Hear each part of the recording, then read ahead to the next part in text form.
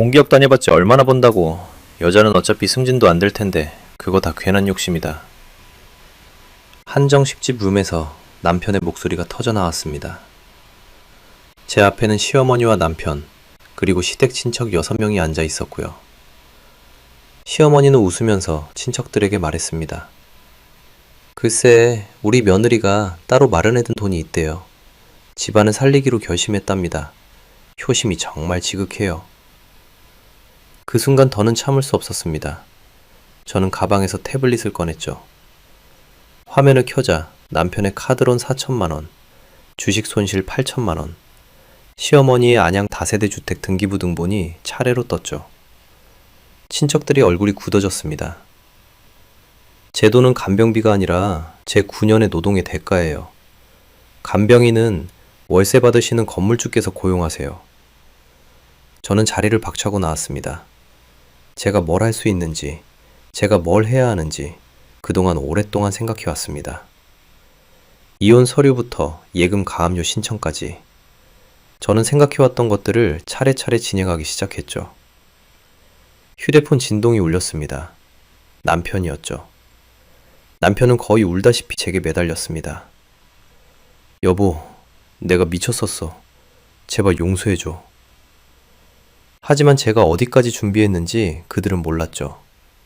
이제 뼈아프게 알게 해줄 차례였습니다. 여러분의 구독, 좋아요는 더 많은 사연을 만드는 힘이 됩니다. 안녕하세요. 저는 임혜진이라고 합니다. 올해 38살이고요. 경기권의 한 지방 공기업에서 9년째 일하고 있습니다.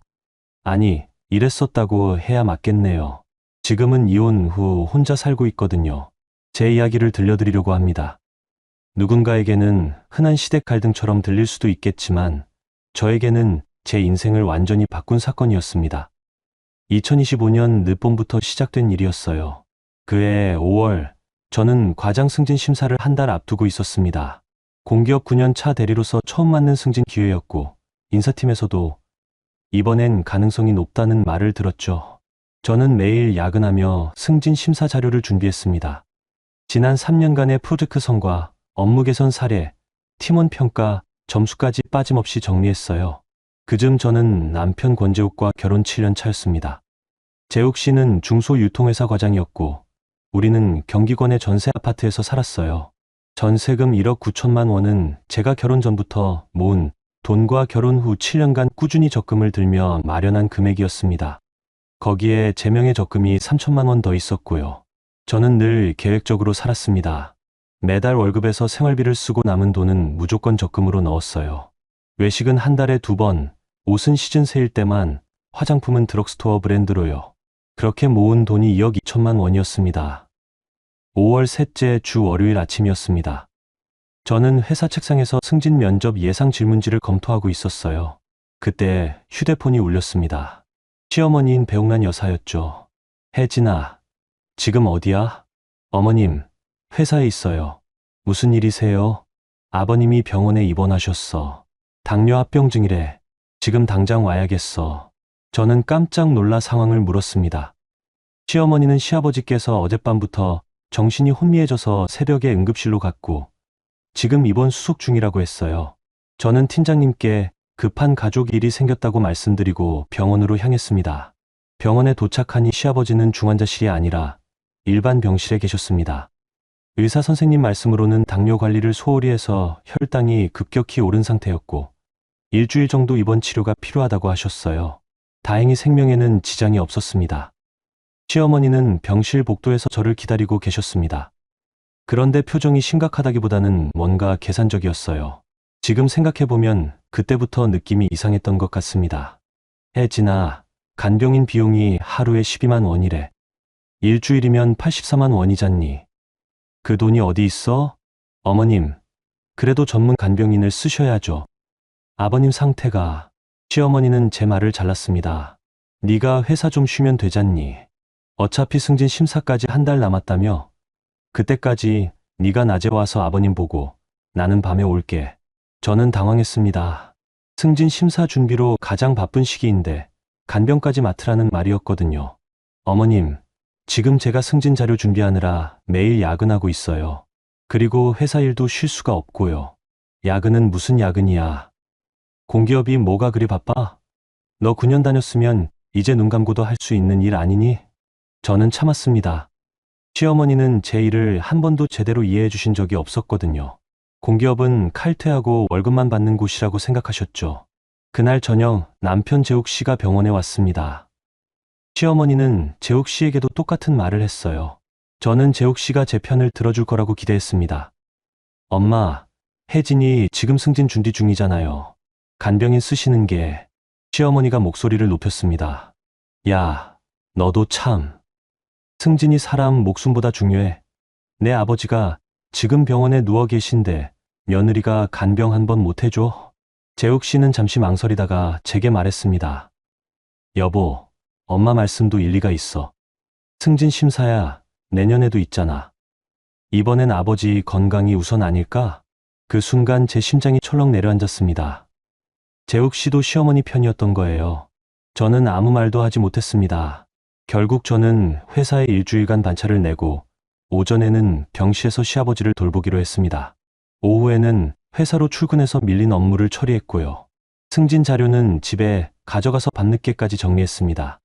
그런데 일주일이 지나도 시아버지는 퇴원하지 못했습니다. 혈당이 안정되지 않았거든요. 의사 선생님은 2주는 더 지켜봐야 한다고 하셨어요. 시어머니는 다시 저를 불렀습니다. 혜진아, 미안한데 2주만 더 해줄래? 엄마가 밤에 오는 것도 힘들고 네가 낮에 있으면 아버님도 안심하시잖니. 저는 이미 지쳐 있었습니다.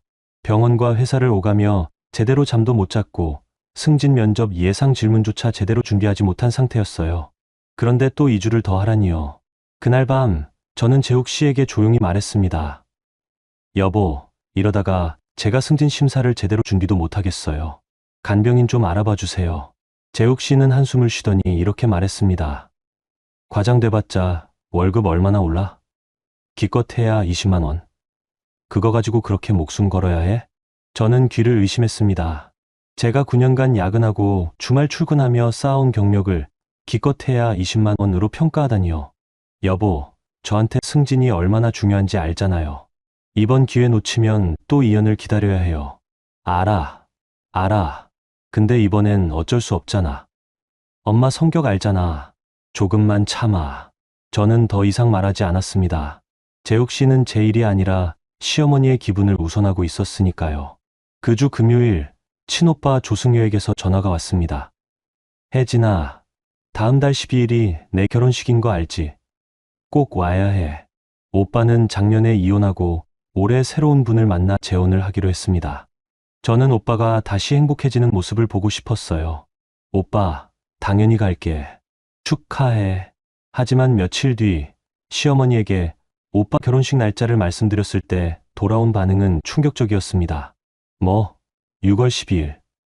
그날 네가 병원 와야 하는데. 그리고 초혼도 아니고 재혼인데 꼭 가야 하니? 저는 믿을 수 없었습니다. 친오빠 결혼식을 초혼도 아닌 재혼이라고 깎아내리다니요. 어머님, 제 친오빠 결혼식이에요. 당연히 가야죠. 혜진아, 지금 시아버지가 병원에 계신데 친정 행사가 그렇게 중요해. 내 남편한테도 물어봐. 재욱이도 가지 말라고 할 거야. 저는 아무 말도 하지 못했습니다. 시어머니는 이미 제 대답을 정해놓고 계셨으니까요. 그날 밤 재욱 씨는 예상대로 말했습니다. 여보, 이번엔 오빠한테 미안하다고 해. 아버지 상태가 이런데 우리가 어떻게 결혼식을 가? 여보, 제 친오빠예요. 제가 꼭 가야 해요. 알아. 근데 이번엔 어쩔 수 없잖아. 다음에 오빠한테 따로 밥 사주면 되지. 저는 재욱 씨를 멍하니 바라봤습니다. 이 사람은 정말 제 편이 아니었구나. 그 생각이 머릿속을 가득 채웠습니다. 그날 밤 저는 병실 화장실에서 조용히 울었습니다. 승진 준비는 망가지고 친오빠 결혼식도 못 가게 생겼고 남편과 시어머니는 제 인생을 마음대로 재단하고 있었습니다. 사무실 불은 밤늦게까지 꺼지지 않았습니다. 저는 집에 돌아와서도 승진 자료를 펼쳤지만 눈물 때문에 글자가 제대로 보이지 않았어요. 5월이 끝나갈 무렵 시어머니는 본격적으로 저를 압박하기 시작했습니다. 병실 간병 스케줄을 일방적으로 짜서 카톡으로 보내셨거든요. 혜진아, 이번 주부터 네가 월수금 오전 9시부터 오후 6시까지 와. 화목은 내가 올게. 주말은 재욱이가 와야지. 저는 그 메시지를 보고 어이가 없었습니다. 오전 9시부터 오후 6시까지면 제 근무 시간 전체를 병원에 있으라는 얘기였으니까요. 어머님, 제가 회사를 다니고 있잖아요. 그 시간에는 병원에 올 수가 없어요. 그럼 반차 내면 되잖니. 너 공기업 다니면서 연차 많다며? 그거 쓰면 되지. 저는 숨이 막혔습니다. 제 연차를 마치 시댁 것처럼 말씀하시는 거예요. 어머님, 연차는 제 휴식을 위한 거예요. 간병은 전문 간병인을 쓰시는 게. 시어머니는 목소리를 높였습니다. 야, 임혜진, 지금 시아버지가 병원에 누워 계신데 간병비가 아깝다고? 넌 며느리가 맞니? 돈이 그렇게 중요해? 저는 할 말을 잃었습니다. 제가 간병비를 아깝다고 한 게 아니라 제 시간을 지키고 싶다고 한 건데 시어머니는 제 말을 왜곡했어요. 그날 저녁 재욱 씨에게 하소연했습니다. 여보, 어머님이 제 근무 시간에 병원에 오래요. 이러면 제가 회사 일을 어떻게 해요? 재욱 씨는 답답하다는 듯이 말했습니다. 혜진아, 조금만 참아. 아버지 퇴원하시면 다 끝나잖아. 승진은 내년에도 기회 있어. 내년? 여보, 저 올해 놓치면 또 2년 기다려야 한다니까요. 알았어. 근데 지금은 아버지가 우선이잖아. 저는 재욱 씨와 말해봤자 소용없다는 걸 깨달았습니다. 이 사람은 언제나 어머니 편이었으니까요. 6월 첫째 주, 저는 팀장님께 솔직하게 말씀드렸습니다. 팀장님, 죄송하지만 시아버지 간병 문제로 당분간 오전 근무가 어려울 것 같습니다. 오후 1시 출근해도 괜찮을까요? 팀장님은 난처한 표정을 지으셨습니다. 혜진 씨, 그럼 승진 심사 준비는 어떻게 하려고? 면접이 3주 남았는데. 최선을 다하겠습니다. 팀장님은 한숨을 쉬셨습니다. 저도 알고 있었어요. 이 상황에서 제대로 준비할 수 없다는 거요. 그렇게 일주일이 지났습니다. 저는 매일 아침 8시에 병원에 가서 시아버지 식사를 챙기고 간호사님께 상태를 확인한 뒤 오후 1시에 회사로 갔습니다.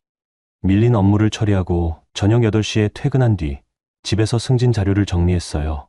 밤 2시가 되어서야 잠들 수 있었습니다. 그런데 시어머니는 여기서 멈추지 않았습니다. 어느 날 병실에서 갑자기 이렇게 말씀하셨어요.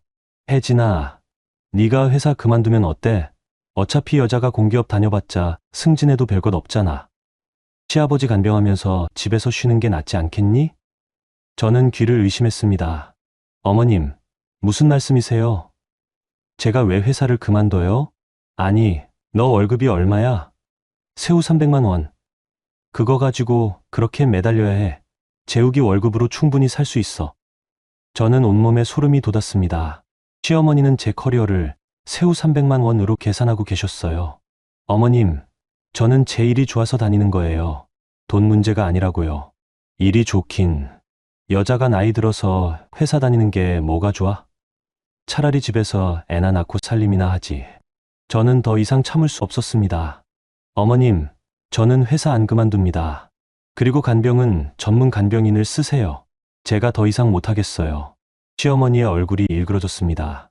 뭐? 이 사람이 지금 시어머니한테 대드는 거야? 너 지금 버릇없이 굴고 있는 거 알아? 버릇없는 게 아니라 제 인생을 지키는 거예요. 그날 저녁 재욱 씨에게 엄청난 전화가 걸려왔습니다. 임혜진, 너 엄마한테 뭐라고 한 거야? 엄마가 지금 울고 계셔. 여보, 어머님이 저보고 회사 그만두래요. 말도 안 되잖아요. 엄마가 그냥 한 말인데 네가 왜 그렇게 발끈해? 과장 돼봤자 월급 몇 푼 오르는 건데. 이번엔 엄마 말 좀 들어. 저는 전화기를 꽉 쥐었습니다. 여보, 제 9년이 월급 몇 푼이에요? 지금 제 인생을 무시하는 거예요? 무시하는 게 아니야. 아버지가 아프신데 며느리가 좀 도와드리는 게 그렇게 어려워? 도와드리는 것과 제 인생을 포기하는 건 달라요. 재욱 씨는 한숨을 쉬더니 차갑게 말했습니다. 혜진아, 네가 너무 이기적인 거 아니야? 가족이 힘들 때는 희생도 해야지. 저는 전화를 끊어버렸습니다. 이 사람은 제가 아니라 저를 희생시키고 싶어 하는 거였어요. 그로부터 며칠 뒤 더 큰 충격이 기다리고 있었습니다. 친오빠 결혼식 문제였죠. 시어머니가 다시 카톡을 보냈습니다. 혜진아, 6월 12일에 네가 병원에 와야 해. 그날 내가 친척 모임이 있어서 못 가거든. 네, 오빠 결혼식은 재욱이 혼자 보내면 되잖아. 저는 손이 떨렸습니다. 제 친오빠 결혼식에 저는 가지 말고 남편만 보내라고요? 어머님, 제가 꼭 가야 해요. 제 친오빠예요. 초혼도 아니고 재혼인데 뭐가 그리 중요해. 어차피 식장 가서 밥 먹고 오는 거잖아. 재욱이 혼자 가도 돼. 저는 눈물이 났습니다. 시어머니는 오빠의 재혼을 어차피 식장 가서 밥 먹고 오는 것으로 치부하고 계셨어요. 어머님, 안 됩니다. 제가 꼭 가야 해요. 임혜진, 너 지금 시아버지보다 친정이 더 중요하다는 거야? 네가 그렇게 친정만 챙기면 시댁은 어떡해? 저는 더 이상 대꾸하지 않았습니다. 무슨 말을 해도 소용없었으니까요. 그날 밤 재욱 씨는 집에 돌아오자마자 말했습니다.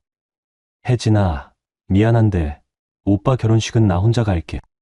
엄마가 그날 친척 모임이 있으셔서 네가 병원에 가야 한대. 여보, 제 친오빠 결혼식이에요. 제가 어떻게 안 가요? 나도 안타깝지만 어쩔 수 없잖아. 오빠한테 내가 잘 설명할게. 설명은 무슨 설명이에요? 제가 직접 가야죠. 재욱 씨는 짜증을 냈습니다. 야, 임혜진, 네가 지금 누구 편이야? 시댁이야? 친정이야? 그 말에 저는 할 말을 잃었습니다. 이 사람은 결혼을 편가르기로 생각하고 있었어요. 저는 조용히 말했습니다. 저는 제 편이에요. 재욱 씨는 비웃듯이 말했습니다. 제 편, 결혼했으면 가족 편이어야지. 네가 너무 이기적인 거 아니야? 그날 밤 저는 거실 소파에서 잠들었습니다. 침대로 들어가고 싶지 않았거든요.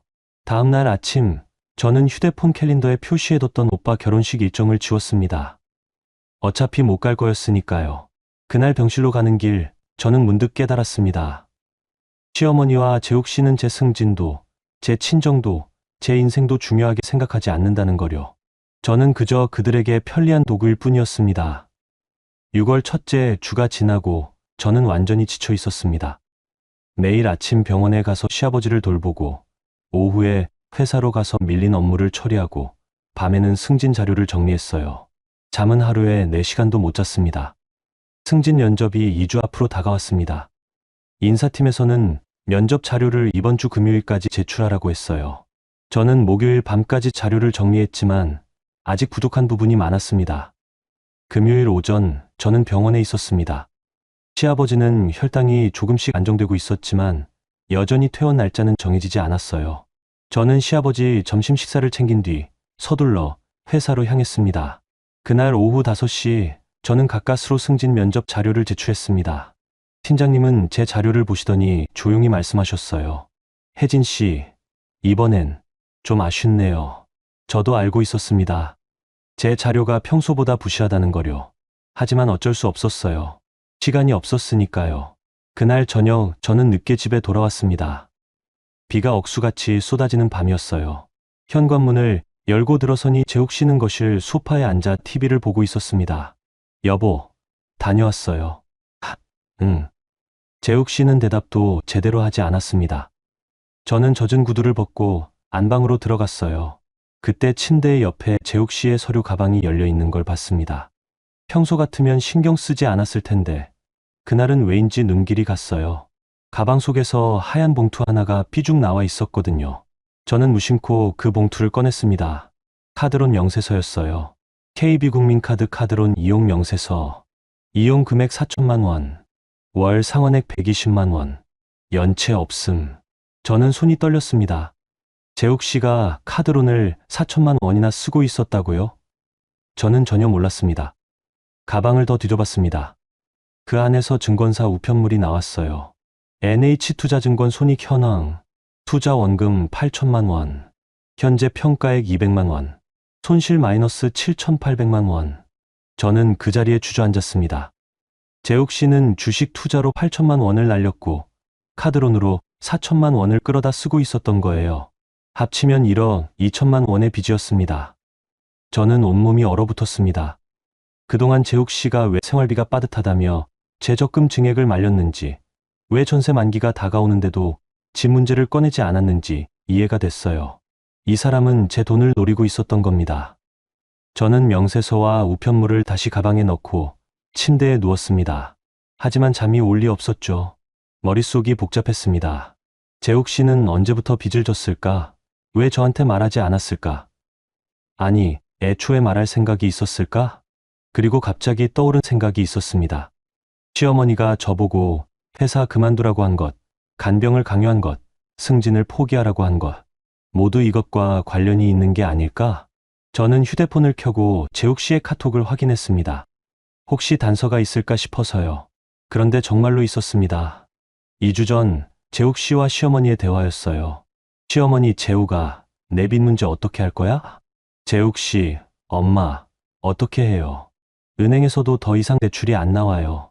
시어머니, 혜진이 전세금이랑 적금 있잖니. 그거 빼서 내 빚부터 막아. 재욱 씨, 엄마, 혜진이가 동의할까요? 시어머니, 동의는 무슨. 네가 가장이잖아. 당당하게 요구해. 안 되면 이혼하겠다고 협박이라도 해. 재욱 씨, 엄마, 시어머니, 그리고 혜진이 승진하면 더 당당해져서 말 안 들을 거야. 이번에 승진 못하게 만들어. 아버지 간병 핑계 대면 돼. 저는 휴대폰을 놓았습니다. 손이 너무 떨려서 제대로 쥘 수가 없었어요. 시어머니와 재욱 씨는 처음부터 계획을 짜고 있었던 겁니다. 제 전세금과 적금 2억 2천만 원을 빼내서 재욱 씨 빚을 막고 제 승진을 방해해서 제가 반항하지 못하게 만들려고요. 심지어 시아버지 간병도 진짜 저를 걱정해서가 아니라 제 시간을 빼앗아서 승진을 못하게 만들려는 계략이었던 거예요. 저는 화장실로 달려가 구역질을 했습니다. 믿었던 남편과 시어머니가 저를 이용하고 있었다는 사실이 너무 충격적이었거든요. 한참을 화장실에 앉아 있다가 저는 거울을 봤습니다. 초췌한 얼굴에 다크서클이 짙게 내려앉아 있었어요. 9년간 성실하게 일하며 돈을 모은 제가 이렇게 무너져 있었습니다. 그때 문득 깨달았습니다. 저는 더 이상 당하고만 있을 수 없다는 거요. 저는 휴대폰으로 재욱 씨와 시어머니의 카톡을 스크린샷으로 저장했습니다. 그리고 카드론 명세서와 증권사 우편물도 휴대폰 카메라로 찍어뒀어요. 증거를 확보한 거였습니다. 그날 밤 저는 침대에 누워 천장을 바라봤습니다. 재욱 씨는 옆에서 코를 골며 자고 있었어요. 아무것도 모르는 얼굴로요. 저는 조용히 생각했습니다. 이제부터 나는 순한 며느리를 연기할 거야. 그들이 안심하게 만들 거야. 그리고 뒤에서 차근차근 준비할 거야. 그날 밤 저는 처음으로 복수를 결심했습니다. 휴대폰 화면은 밤새 꺼지지 않았습니다. 저는 이혼 전문 변호사를 검색하고 있었거든요. 6월 12일 친오빠 조승효의 결혼식 날이었습니다. 저는 아침 일찍 일어나 옷장에서 베이지색 원피스를 꺼냈어요. 오빠 결혼식에 입으려고 작년에 미리 사둔 옷이었습니다. 재욱 씨는 거실에서 넥타이를 매고 있었어요. 여보, 나 먼저 갈게. 식장에서 봐. 응. 재욱 씨는 대답만 하고 현관문을 나갔습니다. 저는 화장을 하며 시계를 봤어요. 결혼식은 오전 11시였고 지금은 9시였습니다. 서둘러야 했어요. 그때 휴대폰이 울렸습니다. 시어머니였습니다. 혜진아, 병원 왔어? 어머님, 오늘 오빠 결혼식이잖아요. 지금 준비하고 있어요. 뭐? 너 결혼식 한다고? 내가 오늘 친척 모임 있다고 했잖아. 네가 병원 와야 한다고. 어머님, 제 친오빠 결혼식이에요. 제가 꼭 가야 해요. 시어머니 목소리가 날카로워졌습니다. 임혜진, 너 지금 시아버지 버리고 친정 가겠다는 거야? 네가 그렇게 불효녀였어? 어머님, 간병인을 부르세요. 오늘 하루만. 간병인은 무슨, 돈 아까워서 어떻겠어. 너 당장 병원 와. 저는 전화를 끊었습니다. 더 이상 들을 수 없었거든요. 하지만 10분 뒤 재욱 씨에게 전화가 왔습니다. 여보, 엄마한테 전화 왔어. 네가 병원 안 간다며? 여보, 오늘 오빠 결혼식이에요. 제가 꼭 가야 해요. 재욱 씨는 한숨을 쉬었습니다. 혜진아, 오늘만 참아. 엄마 성격 알잖아. 오늘 네가 안 가면 엄마가 친척들한테 욕먹어. 그럼 저는요? 제 친오빠 결혼식 못 가는 건 괜찮아요? 미안해. 근데 어쩔 수 없잖아. 나중에 오빠한테 내가 잘 설명할게. 저는 전화를 끊었습니다. 재욱 씨는 끝까지 시어머니 편이었어요. 저는 원피스를 벗고 다시 평상복으로 갈아입었습니다. 그리고 병원으로 향했어요. 병실에 도착하니 시아버지는 침대에 누워 TV를 보고 계셨습니다. 저를 보시더니 조용히 물으셨어요. 혜진아, 오늘 네오 오빠 결혼식 아니었어? 네, 아버님. 왜 여기 왔어? 결혼식 가야지. 어머님이 제가 병원에 오라고 하셔서요. 시아버지는 한숨을 쉬셨습니다. 옥란이가 또 미안하구나, 혜진아. 괜찮아요, 아버님. 하지만 괜찮지 않았습니다. 저는 병실 창밖을 바라보며 눈물을 참았어요. 오전 11시 결혼식 시작 시간이었습니다. 저는 휴대폰으로 오빠에게 문자를 보냈어요. 오빠, 미안해. 못 갈 것 같아. 정말 축하해. 오빠는 바로 답장을 보냈습니다. 괜찮아, 혜진아. 나중에 밥 먹자. 사랑해. 저는 휴대폰을 쥔 채 화장실로 달려가 문을 잠갔습니다. 그리고 조용히 울었어요. 소리내지 않으려고 입을 막으며 울었습니다. 오빠가 결혼식을 올리는 동안 저는 병실 화장실에서 눈물을 삼키고 있었어요. 오후 1시쯤 재욱 씨에게 카톡이 왔습니다. 식 잘 끝났어. 오빠가 내 안부 물어보더라. 미안하다고 전해. 저는 답장하지 않았습니다.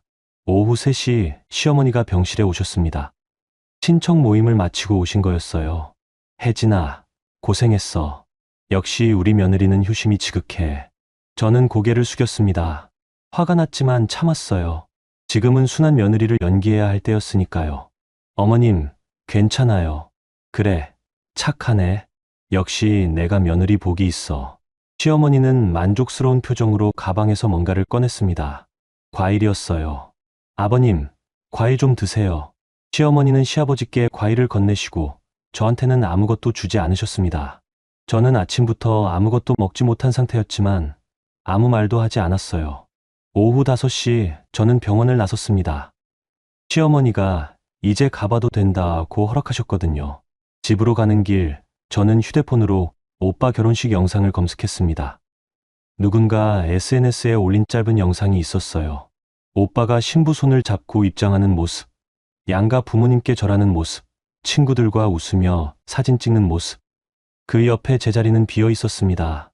저는 영상을 끄고 휴대폰을 내려놨습니다. 눈물이 날 것 같았거든요.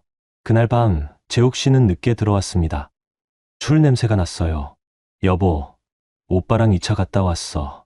오빠가 내 안부 많이 물어보더라. 그래요. 미안해, 혜진아. 다음에 오빠한테 우리가 밥 사주자. 저는 대답하지 않았습니다.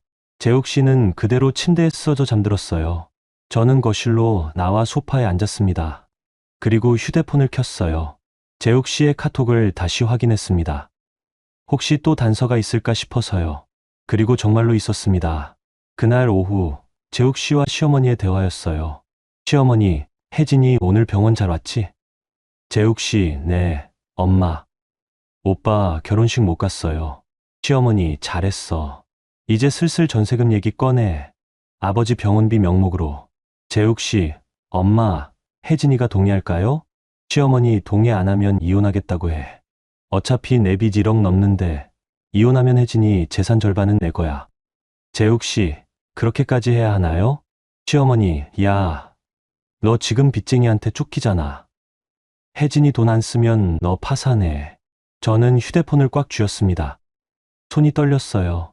시어머니와 재욱 씨는 제 전세금을 빼내기 위해 치밀하게 계획하고 있었습니다. 심지어 이혼 협박까지 준비하고 있었어요. 저는 그 대화를 스크린샷으로 저장했습니다. 그리고 휴대폰 메모장에 적었어요. 증거 목록. 1점 카드론 명세서 4천만 원. 2점 증권사 손실 내역 8천만 원. 3점 시어머니 재욱 씨 카톡 전세금 빼내기 계획. 4점 시어머니 재욱 씨 카톡 이혼 협박 계획. 저는 메모를 저장하고 조용히 생각했습니다. 내일부터 본격적으로 움직여야겠다고요. 다음날 아침 저는 평소처럼 웃으며 시어머니께 전화했습니다. 어머님, 오늘도 병원 갈게요. 걱정 마세요. 그래, 우리 며느리 역시 착해. 저는 전화를 끊고 조용히 웃었습니다. 순한 며느리 연기가 시작된 거였어요. 그날 오후 저는 회사 근처 변호사 사무실을 검색했습니다. 이혼 전문 변호사 한주빈. 리뷰가 좋았어요. 저는 상담 예약을 잡았습니다. 다음 주 월요일 오후 2시 한주빈 변호사님 상담 가능합니다. 네, 예약할게요. 저는 휴대폰을 내려놓고 창밖을 바라봤습니다. 이제 시작이었습니다. 다음 주 월요일 오후 2시 저는 한주빈 변호사 사무실에 있었습니다. 깔끔한 사무실이었어요. 변호사님은 40대 초반쯤 되어 보이는 여성분이었습니다. 혜진 씨, 편하게 앉으세요. 상담 신청서에 이혼 관련 상담이라고 적으셨는데 자세한 상황을 설명해 주시겠어요? 저는 준비해온 자료를 꺼냈습니다. 휴대폰에 저장한 스크린샷, 카드론 영세서 사진, 증권사 우편물 사진, 그리고 시어머니와 재욱 씨의 카톡 대화 내용이었어요. 한주빈 변호사님은 자료를 꼼꼼히 살펴보셨습니다. 표정이 점점 굳어졌어요. 혜진 씨, 이건 단순한 부부 갈등이 아니라 경제적 착취 시도입니다. 남편분이 1억 2천만 원의 빚을 숨기고 시어머니와 공모해서 혜진 씨 재산을 빼내려 했네요. 네, 변호사님, 저도 그렇게 생각해요. 그리고 이 카톡 내용, 이혼 협박까지 계획하고 있었군요. 이건 명백한 재산 갈취 시도입니다. 한주빈 변호사님은 노트북을 켜고 뭔가를 타이핑하기 시작했습니다. 혜진 씨, 지금부터 제가 드리는 조언을 잘 들어주세요. 첫째, 절대로 남편이나 시어머니에게 이혼 의사를 먼저 밝히지 마세요. 그들이 재산을 빼돌릴 수 있어요. 네, 알겠습니다. 둘째, 혜진 씨, 명의의 전세금과 적금은 지금 당장 보호해야 합니다. 남편이 위임장 위조나 강요로 돈을 빼낼 가능성이 있어요. 어떻게 보호하죠? 일단 전세금은 건드릴 수 없지만 적금은 해지 금지 신청을 하세요. 그리고 이혼, 소송 제기와 동시에 남편 재산에 대한 가압류를 신청할 겁니다. 저는 고개를 끄덕였습니다. 셋째, 증거를 더 모으세요. 통화 녹음, 추가 카톡, 시댁의 재산 상황까지 파악하면 좋습니다. 시댁 재산이요? 네. 만약 시어머니가 재산을 숨기고 있다면 그것도 소송에서 유리하게 작용할 수 있어요. 저는 문득 떠올랐습니다. 시어머니가 나는 국민연금 80만 원으로 근근히 산다고 했던 말이요. 변호사님, 시어머니가 안양에 부동산이 있을 수도 있어요. 확인할 수 있을까요? 물론이죠. 등기부등본 열람하면 됩니다. 시어머니 성함이랑 주민번호 뒷자리 알아요? 네, 알아요. 한주빈 변호사님은 바로 인터넷 등기소에 접속했습니다. 시어머니 배옥란님 이름으로 검색하니 정말로 나왔어요. 안양시 만안구 소재 다세대 주택 1층. 시세 약 4억 5천만 원. 전세 보증금 2억 원. 월세 90만 원, 이호 180만 원. 저는 숨이 막혔습니다. 시어머니는 월 180만 원의 임대 수입을 올리면서 저한테는 간병인 비용이 아깝다고 했던 거예요. 변호사님, 이게 진짜예요? 네, 등기부등본은 거짓말을 하지 않습니다. 시어머니가 상당한 재산을 보유하고 계시네요. 저는 주먹을 꽉 쥐었습니다. 시어머니는 저한테 돈이 없다고 거짓말하면서 제 전세금을 빼내려 했던 거였어요. 한주빈 변호사님은 조용히 말씀하셨습니다. 혜진 씨, 이제부터 철저하게 준비하세요. 상대방이 움직이기 전에 먼저 법적 조치를 취해야 합니다. 네, 변호사님, 제가 뭘 해야 하죠? 일단 겉으로는 순한 며느리를 연기하세요. 그들이 안심하게 만들어야 해요. 그 사이에 저는 이혼, 소송 준비와 재산 보전 절차를 진행하겠습니다. 저는 고개를 끄덕였습니다. 그리고 혜진 씨, 회사 인사팀에도 상황을 알려두세요. 시댁이 퇴사 압박을 했다는 증거를 남기는 거예요. 인사팀에요? 네. 나중에 소송에서 시댁이 혜진 씨 경력을 방해했다는 증거로 쓸 수 있습니다. 저는 그날 상담을 마치고 결심을 굳혔습니다. 다음 날 저는 회사 인사팀에 찾아갔습니다. 인사팀 과장님은 친절하게 저를 맞아주셨어요. 혜진 씨, 무슨 일이세요? 과장님, 개인적인 상담 좀 하고 싶은데요. 기록으로 남겨주실 수 있나요? 물론이죠. 말씀하세요. 저는 시어머니가 저한테 퇴사를 압박한 일, 승진 준비를 방해한 일, 친오빠 결혼식 참석을 막은 일을 차례로 설명했습니다. 인사팀 과장님은 심각한 표정으로 기록을 남기셨어요. 혜진 씨, 이건 명백한 직장 내 가족 갈등 문제네요. 회사 차원에서도 보호 조치를 취하겠습니다. 혹시 시댁에서 회사로 연락이 온다면 저희가 차단하겠습니다. 감사합니다, 과장님.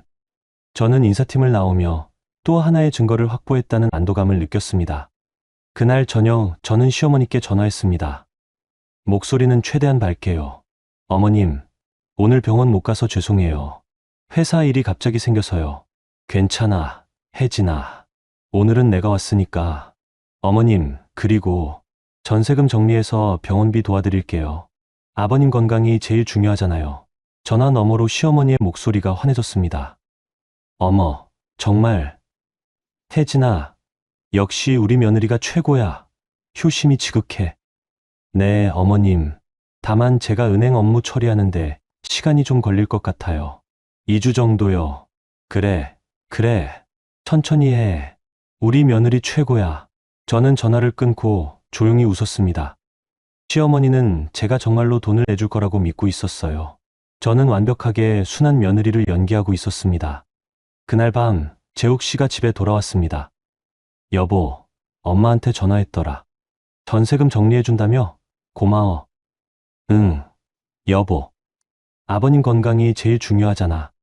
재욱 씨는 안도한 표정을 지었습니다. 혜진아, 미안해. 그동안 내가 너한테 너무 심했지? 이제부터 잘할게. 저는 웃으며 대답했습니다. 괜찮아, 여보. 우리 가족이잖아.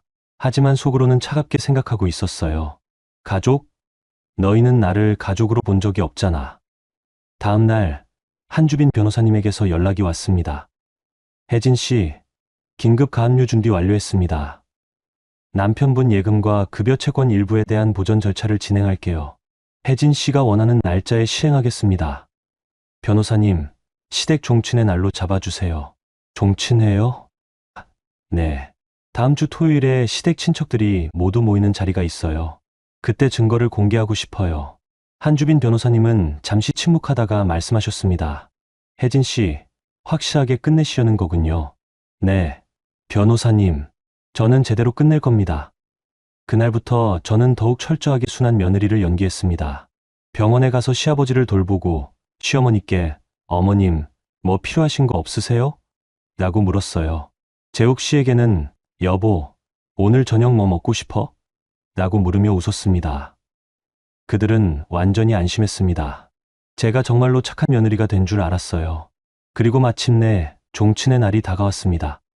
저는 태블릿에 모든 증거를 정리했습니다. 카드론 명세서, 증권사 손실 내역, 시어머니와 재욱 씨의 카톡, 안양 다세대주택 등기부 등본, 월세 입금 내역까지요. 한주빈 변호사님은 가압류 서류를 준비해뒀습니다. 저는 거울을 보며 웃었습니다. 이제 시작이야. 그날 밤 저는 시어머니께 문자를 보냈습니다. 어머님, 내일 종친회 잘 다녀오세요. 저도 갈게요. 전세금 정산 자료 가지고 갈게요. 시어머니는 바로 답장을 보냈습니다. 그래, 우리 며느리. 역시 효심이 지극해. 내일 봐. 저는 휴대폰을 내려놓고 조용히 생각했습니다. 내일 모든 게 끝날 거야. 종친회 당일 저는 아침 일찍 일어나 단정한 옷차림을 했습니다. 네이비 블라우스에 검은색 슬랙스, 그리고 작은 크로스백. 가방 안에는 태블릿과 서류 봉투가 들어 있었어요. 재욱 씨는 거실에서 넥타이를 매고 있었습니다. 여보, 오늘 엄마가 되게 좋아하시겠다. 네가 전세금 정리해준다고 하니까. 응, 여보. 가족이니까 당연한 거지. 재욱 씨는 만족스러운 표정으로 고개를 끄덕였어요. 오전 11시, 우리는 한정식 집에 도착했습니다. 시댁 종친회가 열리는 곳이었어요. 중급 한정식 집이었는데 룸이 넓었습니다. 시어머니는 이미 와 계셨고 시댁 친척들도 하나둘 모이고 있었어요. 큰아버지, 작은아버지, 고모, 사촌 형님들까지 총 6명이었습니다. 시어머니는 저를 보자마자 활짝 웃으며 말했습니다. 어머, 우리 며느리 왔네. 여러분, 인사하세요. 우리 혜진이에요. 친척들은 저를 보며 고개를 끄덕였습니다. 저는 공손하게 인사했어요. 안녕하세요. 임혜진입니다. 식사가 시작되고 시어머니는 친척들에게 자랑하기 시작했습니다. 우리 며느리가 정말 효심이 지극해요. 시아버지 간병도 도맡아서 하고 이번에는 전세금까지 정리해서 병원비를 도와준대요. 큰아버지가 감탄하며 말했습니다. 오, 그래? 요즘 며느리들이 그렇게까지 하기 힘든데. 옥난이 며느리 복이 있네. 시어머니는 더욱 신이 나서 말했습니다. 그러게 말이에요. 혜진이가 공기업 다니면서 돈도 잘 모았거든요. 전세금이 1억 9천만 원이고 적금도 3천만 원 있대요. 친척들은 놀란 표정을 지었습니다. 어머, 2억이 넘어? 며느리가 대단한데? 시어머니는 웃으며 말했습니다. 그래서 제가 혜진이한테 부탁했어요. 시아버지 병원비 좀 도와달라고요. 혜진이가 흔쾌히 그러겠다고 했어요. 저는 조용히 밥을 먹으며 듣고 있었습니다. 시어머니는 마치 제가 자발적으로 돈을 내주기로 한 것처럼 말하고 있었어요. 작은아버지가 물었습니다. 그럼 혜진 씨, 전세금을 다 내주는 거야? 시어머니가 대신 대답했습니다. 아니, 전세금은 안 되고요. 적금 3천만 원 정도 도와줄 거예요. 저는 숟가락을 내려놓았습니다. 시어머니는 이미 제 적금까지 계산하고 있었던 거예요. 그때 저는 가방에서 태블릿을 꺼냈습니다. 친척들이 저를 바라봤어요. 혜진아, 그게 뭐야? 정산 자료요, 어머님. 저는 태블릿 화면을 켰습니다. 첫 페이지에는 권재욱의 카드론 명세서가 떴어요. KB국민카드 카드론 이용 명세서. 이용 금액 4천만 원. 친척들의 표정이 굳어졌습니다. 시어머니는 당황한 얼굴로 말했습니다. 혜진아, 그게 무슨... 저는 조용히 말했습니다. 재욱 씨 카드론이에요. 4천만 원 빚이 있어요. 다음 페이지를 넘겼습니다. 증권사 손실 내역이 떴어요. NH투자증권 손익 현황. 투자 원금 8천만 원. 현재 평가액 200만 원. 손실 마이너스 7,800만 원. 큰아버지가 놀라서 물었습니다. 재욱이 주식으로 8천만 원을 날렸어? 네, 그래요. 재욱 씨는 총 1억 2천만 원의 빚이 있어요. 시어머니의 얼굴이 창백해졌습니다. 혜진아, 그만해. 가족 일을 왜 여기서. 저는 다음 페이지를 넘겼습니다. 시어머니와 재욱 씨의 카톡 대화가 떴어요. 시어머니 혜진이 전세금이랑 적금 빼내서 내 빚부터 막아. 재욱 씨 엄마, 혜진이가 동의할까요? 시어머니 동의는 무슨... 안 되면 이혼하겠다고 협박이라도 해. 룸 안이 조용해졌습니다. 친척들은 충격받은 표정으로 시어머니와 재욱 씨를 바라봤어요. 작은아버지가 조용히 물었습니다. 옥나나, 이게 무슨 짓이야? 며느리 돈을 빼내려고 계획을 짰어? 시어머니는 변명하기 시작했습니다. 아니, 그게... 재욱이 빚이 있으니까, 가족이니까 도와줘야 하잖아요. 저는 다음 페이지를 넘겼습니다. 안양 다세대주택 등기부등본이 떴어요. 소재지 안양시 만안구. 소유자 배용훈안. 시세 4억 5천만 원. 월세 90만 원, 이후 180만 원. 고모가 놀라서 물었습니다. 언니, 안양에 건물이 있었어. 월세도 받고 있었고? 시어머니는 말을 잃었습니다. 저는 조용히 말했습니다. 어머님은 저한테 나는 국민연금 80만 원으로 근근히 산다고 하셨어요. 하지만 실제로는 월 180만 원의 임대 수입이 있으셨죠. 큰아버지가 한숨을 쉬었습니다. 옥나나, 네가 그렇게까지 할 사람이 아니었잖아.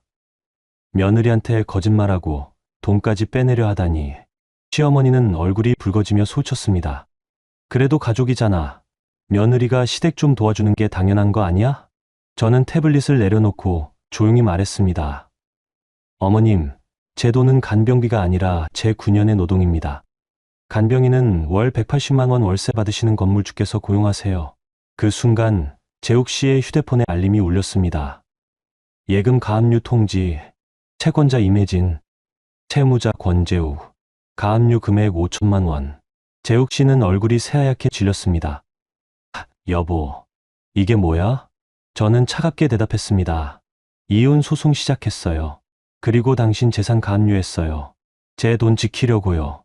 재욱 씨는 휴대폰을 떨어뜨리고 제게 달려왔습니다. 여보, 내가 미쳤었어. 제발 용서해줘. 나 정말 잘못했어. 저는 재욱 씨를 밀쳐냈습니다. 용서?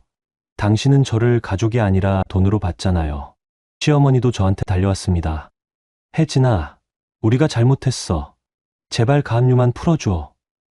저는 시어머니를 똑바로 바라보며 말했습니다. 어머님, 저는 더 이상 착한 며느리 아니에요. 이제부터 제 인생 지킬 거예요. 친척들은 아무 말도 하지 못했습니다. 시아버지는 병실에서 이 소식을 들으셨을 거예요. 며칠 전 시아버지께서 조용히 저한테 말씀하셨거든요. 혜진아, 옥난이 월세 통장 따로 있어. 네가 알아야 할 것 같아서. 저는 시아버지께 감사했습니다.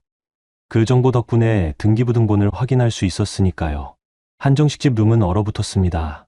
갈비찜은 식어버렸고 친척들은 서로 눈치만 보고 있었어요. 저는 가방을 챙기고 일어났습니다. 식사 잘하세요. 저는 먼저 가볼게요. 그리고 룸을 나왔습니다. 복도를 걸으며 저는 처음으로 후련함을 느꼈습니다. 한정식집을 나온 저는 곧바로 한주빈 변호사님께 전화했습니다. 변호사님, 다 끝났어요. 혜진 씨, 가압류 통지 잘 받으셨죠? 이제 본격적으로 이혼 소송 진행하겠습니다. 네, 변호사님, 부탁드려요. 저는 전화를 끊고 집으로 향했습니다. 아니, 정확히는 제 전세 아파트로요. 이제 얼마 안 있으면 저 혼자 사는 집이 될 테니까요. 집에 도착하니 재욱 씨는 아직 한정식 집에 남아있는 것 같았습니다. 저는 짐을 싸기 시작했어요. 제 옷, 제 책, 제 물건들만요. 1시간쯤 지났을 때 현관문이 열렸습니다. 재욱 씨였어요. 얼굴이 새빨갛게 달아올라 있었습니다. 여보, 가압류 왜 한 거야? 내 월급까지 묶였잖아. 저는 침착하게 대답했습니다. 당신이 제 돈 빼내려고 했잖아요. 제가 먼저 지킨 거예요. 여보, 나 정말 잘못했어. 엄마가 시킨 거야. 나는 정말 너를 사랑해. 저는 비웃었습니다. 사랑하는 사람한테 공기업 다녀봤자 월급 몇 푼이라고 말해요? 친오빠 결혼식도 못 가게 막아요? 재욱 씨는 말문이 막혔습니다. 저는 계속 말했습니다. 당신은 저를 사랑한 게 아니라 제 돈을 사랑했던 거예요. 아니야, 진짜 아니야. 나 정말 이혼해요. 변호사 통해서 연락할게요. 저는 짐을 들고 집을 나섰습니다. 재욱 씨는 제 뒤를 쫓아왔지만 저는 돌아보지 않았어요. 그날 밤 저는 친정 부모님 집으로 갔습니다. 부모님은 깜짝 놀라셨어요. 혜진아, 무슨 일이야? 저는 그동안의 일을 모두 말씀드렸습니다. 시어머니의 거짓말, 재욱 씨의 빚, 친오빠 결혼식을 못 간 일까지요. 아버지는 분노하셨고 어머니는 우셨습니다. 혜진아, 그동안 얼마나 힘들었니? 괜찮아요. 엄마, 이제 다 끝났어요. 다음 날 한주빈 변호사님에게서 연락이 왔습니다. 혜진 씨, 남편 측에서 합의 요청이 들어왔어요. 가압류 풀어주면 이혼 조건 다 들어주겠대요. 조건이 뭔데요? 위자료 없이 재산 분할만 하자고 하네요. 그리고 혜진 씨, 전세금이랑 적금은 손대지 않겠대요. 저는 고민했습니다. 변호사님, 위자료는 받을 수 있을까요? 물론이죠. 남편이 재산 은닉하고 이혼 협박 계획까지 세웠잖아요. 최소 3천만 원은 받을 수 있어요. 그럼 합의 거부하고 소송 진행해 주세요. 알겠습니다. 6월 셋째 주, 승진 면접 날이 왔습니다. 저는 그동안 부족했던 자료를 보완해서 제출했어요. 면접장에 들어가니 임원 3분이 앉아 계셨습니다. 임혜진 대리님, 이번 승진 심사 자료를 보니 조금 아쉬운 부분이 있더군요. 개인 사정이 있었나요?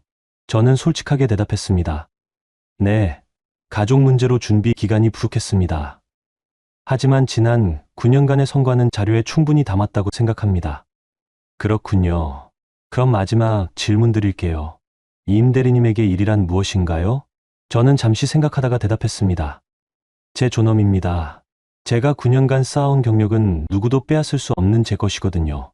임원분들은 고개를 끄덕이셨습니다. 면접을 마치고 나오는 길, 저는 떨리는 마음을 진정시켰어요. 합격하든 안 하든 저는 최선을 다했으니까요. 일주일 뒤 인사팀에서 연락이 왔습니다. 혜진 씨, 축하합니다. 과장 승진 확정됐어요. 저는 그 자리에서 눈물이 났습니다. 기쁨의 눈물이었어요. 감사합니다. 저는 곧바로 친오빠에게 전화했습니다. 오빠, 나 승진했어. 와, 축하해 혜진아. 저녁 먹자. 그날 저녁 저는 오빠와 올케 언니를 만났습니다. 오빠는 결혼식 영상을 보여주셨어요. 혜진아, 미안해. 네가 못 와서 아쉬웠어. 저는 영상을 보며 조용히 울었습니다. 오빠가 신부 손을 잡고 입장하는 모습, 양가 부모님께 절하는 모습. 오빠, 나 이혼해. 오빠는 놀랐습니다. 뭐? 재욱이랑? 응. 걔가 나한테 거짓말했어. 빚도 숨기고 내 돈 빼내려고 했어. 오빠는 주먹을 꽉 쥐었습니다. 그 새끼. 내가 찾아가서 괜찮아, 오빠. 법적으로 다 처리하고 있어. 올케 언니가 제 손을 잡아주셨어요. 혜진 씨, 고생 많으셨어요. 이제부터 행복하세요. 저는 고개를 끄덕였습니다. 7월 초, 이혼 소송이 시작되었습니다. 재욱 씨 측 변호사는 위자료를 줄이려고 했지만 한주빈 변호사님은 모든 증거를 제출했어요. 카드론 영세서, 증권사 손실 내역, 시어머니와의 카톡, 종친회에서의 증언까지요. 판사님은 재욱 씨에게 엄하게 말씀하셨습니다. 피고는 원고를 기만하고 재산을 갈취하려 했으며 원고의 경력까지 방해했습니다. 이는 명백한 불법 행위입니다. 결국 재욱 씨는 위자료 3천만 원을 지급하기로 했고 제 전세금과 적금은 전액 제가 가져가기로 했습니다. 7월 말 이혼이 확정되었습니다. 저는 법원 복도에서 재욱 씨를 마주쳤어요. 재욱 씨는 초췌한 얼굴로 말했습니다. 여보, 아니, 혜진 씨, 정말 미안해. 저는 조용히 대답했습니다. 미안하다는 말로 다 되는 건 아니에요. 이제 각자 살아요. 재욱 씨는 고개를 떨어뜨렸습니다. 저는 법원을 나서며 처음으로 자유로움을 느꼈습니다. 8월 초, 저는 새로운 삶을 시작했습니다. 이혼 확정 후, 저는 전세 아파트를 정리하고 작은 원룸으로 이사했어요. 전세금 1억 9천만 원은 은행에 예치했고, 적금 3천만 원은 그대로 두었습니다. 회사에서는 과장 발령이 났습니다. 제 책상에는 임혜진 과장이라는 명패가 놓여 있었어요. 저는 그 명패를 보며 뿌듯함을 느꼈습니다. 팀장님이 축하 인사를 건네셨어요. 혜진 과장, 축하해요. 고생 많았죠? 감사합니다, 팀장님. 앞으로 더 열심히 하겠습니다. 그리고 혜진 과장, 개인적으로 물어봐도 돼요? 이혼 잘 마무리됐어요? 네, 팀장님. 다 정리됐어요. 팀장님은 안도한 표정을 지으셨습니다. 다행이네요. 이제 일에만 집중하세요. 저는 고개를 끄덕였습니다. 그날 저녁, 친정 부모님과 저녁을 먹었습니다. 어머니는 제 얼굴을 보시며 말씀하셨어요. 혜진아, 얼굴이 밝아졌네. 엄마, 나 이제 정말 자유로워. 아버지는 제 손을 잡으셨습니다. 혜진아, 고생 많았어. 이제 내 인생 살아. 저는 눈물이 났습니다. 행복한 눈물이었어요. 아빠, 엄마. 그동안 걱정 많이 끼쳐드려서 죄송해요. 이제 제가 부모님 효도할게요. 어머니는 손사래를 치셨습니다. 효도는 무슨, 네가 행복하게 사는 게 효도야. 저는 미소 지으며 말했습니다. 그래도 제가 뭔가 해드리고 싶어요. 부모님, 다음 달에 온천 여행 가실래요? 제가 예약할게요. 아버지는 깜짝 놀라셨습니다. 여행, 혜진아, 네가 돈 쓸 데 많을 텐데. 괜찮아요, 아빠. 저 이제 과장이잖아요. 월급도 올랐고요. 어머니는 기뻐하셨습니다. 혜진아, 고마워. 우리 딸 최고야. 저는 그날 밤 집에 돌아와 온천 여행 패키지를 검색했습니다. 부모님께 가장 좋은 걸로 예약하고 싶었거든요. 9월 초 부모님과 함께 강원도 온천 여행을 다녀왔습니다. 아버지는 온천물에 몸을 담그시며 편안한 표정을 지으셨고 어머니는 맛있는 음식을 드시며 행복해 하셨어요. 저는 부모님 모습을 보며 생각했습니다. 이게 진짜 가족이구나. 온천 여행을 마치고 돌아오는 길, 어머니가 조용히 물으셨어요. 혜진아, 너 재욱이랑 시댁은 어떻게 됐어? 엄마, 재욱 씨는 회사에서 신용 문제로 인사 경고 받았대요. 그리고 시어머니는 친척들한테 위선적인 건물주로 낙인 찍혔고요. 시아버지는 친척들이 돈 모아서 요양병원에 입소하셨어요. 시어머니가 혼자 감당하기 힘들어서요. 어머니는 한숨을 쉬셨습니다. 그래도 다들 자기가 한 집값을 치르는구나. 저는 고개를 끄덕였습니다. 엄마, 나는 이제 괜찮아요. 제 인생 지켰으니까요. 9월 중순, 저는 친오빠 결혼식 영상을 다시 봤습니다. 이번에는 울지 않았어요. 대신 웃으며 봤습니다. 오빠가 행복해하는 모습, 올케 언니가 웃는 모습. 저는 그 모습을 보며 진심으로 축하했습니다. 그리고 문득 깨달았습니다. 제가 결혼식에 못 간 건 슬픈 일이었지만 그 일 덕분에 저는 진실을 알게 되었고 제 인생을 지킬 수 있었다는 거요. 모든 일에는 이유가 있었던 거였습니다. 10월 초 저는 회사에서 새로운 프로젝트를 맡았습니다. 과장으로서 첫 프로젝트였어요. 저는 팀원들과 회의를 하며 제 의견을 당당하게 말했습니다. 더 이상 눈치 보지 않았습니다. 더 이상 제 의견을 숨기지 않았어요. 저는 제 인생의 주인이었으니까요. 어느 날 회사 후배가 저한테 조용히 물었습니다. 과장님, 이혼하시고 힘들지 않으세요? 저는 미소 지으며 대답했습니다. 힘들지 않아. 오히려 자유로워. 자유로워요? 응. 이제 내 돈, 내 시간, 내 인생이 다 내 거잖아. 누가 빼앗을 수도 없고. 후배는 고개를 끄덕였습니다. 과장님, 멋있으세요. 저는 웃었습니다. 10월 말, 저는 친정 부모님께 또 한 번 선물을 드렸습니다. 이번에는 제주도 여행 패키지였어요. 어머니는 기뻐하시며 말씀하셨습니다. 혜진아, 네가 이렇게까지 안 해도 되는데. 엄마, 제가 하고 싶어서 하는 거예요. 이제는 제가 부모님도 제 인생도 지킬게요. 아버지는 제 머리를 쓰다듬으셨습니다. 우리 딸 정말 컸네. 저는 부모님을 안아드렸습니다. 11월 어느 날 저는 우연히 시아버지 소식을 들었습니다. 요양병원에서 안정적으로 지내고 계신다고 했어요. 저는 안도했습니다. 시아버지는 나쁜 분이 아니었으니까요. 오히려 마지막에 저한테 시어머니의 비밀을 알려주셨죠. 저는 시아버지께 조용히 감사했습니다. 그날 저녁 저는 원룸 창가에 앉아 밤하늘을 바라봤습니다. 달이 밝게 빛나고 있었어요. 저는 문득 지난 몇 달을 돌아봤습니다. 시어머니의 거짓말, 남편의 배신, 친오빠 결혼식을 못 간 일, 승진 준비의 고통, 그리고 반격. 모든 일이 파노라마처럼 스쳐 지나갔습니다. 저는 그 모든 일을 이겨냈습니다. 그리고 지금 저는 자유롭습니다. 제 이름으로, 제 돈으로, 제 커리어로 살아가고 있습니다. 누구도 제 인생을 빼앗을 수 없습니다. 저는 창밖을 보며 조용히 웃었습니다. 따뜻한 미소였습니다. 이제 시작이었으니까요.